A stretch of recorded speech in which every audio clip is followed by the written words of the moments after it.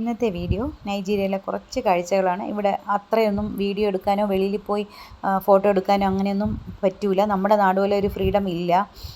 പിന്നെ വെയിലുമാണ്, നല്ല ചൂടും. നമ്മുടെ തമിഴ്നാട്ടിലെ വെയിലിൻ്റെ ആ ചൂടും ഹ്യൂമിഡിറ്റി എല്ലാം അതുപോലെയാണ്. അപ്പോൾ ഞാൻ കുറച്ച് വെളിയിലൊക്കെ പോയത് ഞാനൊന്ന് ഫോട്ടോ എടുത്തും വീഡിയോ എടുത്തൊക്കെ വച്ചിരുന്നതാണ് ഞാൻ ഒരുമിച്ച് കാണിക്കുന്നത്. ഇതൊരു ഡാമാണ്, ചെറിയ ഡാമാണ്. ഇവിടെ ആൾക്കാർ മീനൊക്കെ പിടിക്കാൻ വരുന്നുണ്ട്. ചെറിയ വള്ളങ്ങളൊക്കെ സൈഡിൽ വെച്ചിട്ടുണ്ട്. പിന്നെ ഹസ്ബൻഡ് പറഞ്ഞു അവിടെ മീൻ കിട്ടും, കവറൊക്കെ എടുത്തോ എന്ന് പറഞ്ഞു. പക്ഷേ മീനില്ലായിരുന്നു അന്ന്. പിന്നെ അടുത്ത് ഫാം പോലെ കൃഷിയും ഒക്കെ ഉണ്ട്. വേനലായതുകൊണ്ട് ഒത്തിരി ഒന്നുമില്ല, കുറച്ചേ ഉള്ളൂ. കോളിഫ്ലവർ, ക്യാബേജ്, സവാള അങ്ങനത്തെയൊക്കെയാണ് കൂടുതലും കൃഷി ഈ സമയത്ത്. പിന്നെ കോണിൻ്റെ ഫീൽഡും ഒത്തിരി കാണാൻ പറ്റും.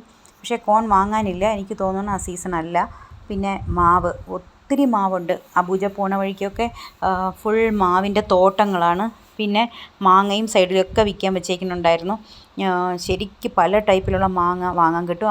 അവർ പറയുന്നത് അടുത്ത മഴ പെയ്യുമ്പോഴാണ് അതിൻ്റെ സീസൺ എന്ന് പറയുന്നുണ്ട്. പക്ഷേ ഇപ്പോഴും നല്ല മാങ്ങ വാങ്ങാൻ കിട്ടും. ഇത് ഞാൻ അബൂജ പോണ വഴിക്ക് കണ്ട മാങ്ങയുടെ ഒരു മാർക്കറ്റാണ്. ഒത്തിരി മാങ്ങ ഉള്ള ഒരു മാർക്കറ്റാണത്. ഇത് സറിയയിൽ തന്നെയുള്ള ഒരു ഫ്രൂട്ട് മാർക്കറ്റാണ്. പല ടൈപ്പ് ഫ്രൂട്ട് കിട്ടും. പക്ഷേ വെജിറ്റബിൾ വളരെ കഷ്ടമാണ്. വെജിറ്റബിൾ കിട്ടാനേ ഇല്ല, വളരെ കുറച്ചേ കിട്ടൂ. ഇത് നമ്മുടെ നാട്ടിൽ ഉരലിനും പകരം ഇവിടെ യൂസ് ചെയ്യുന്നതാണ്. അവർ മുളകൊക്കെ ചതയ്ക്കാനും കുക്കിങ്ങിനായിട്ട് യൂസ് ചെയ്യുന്നതാണ്.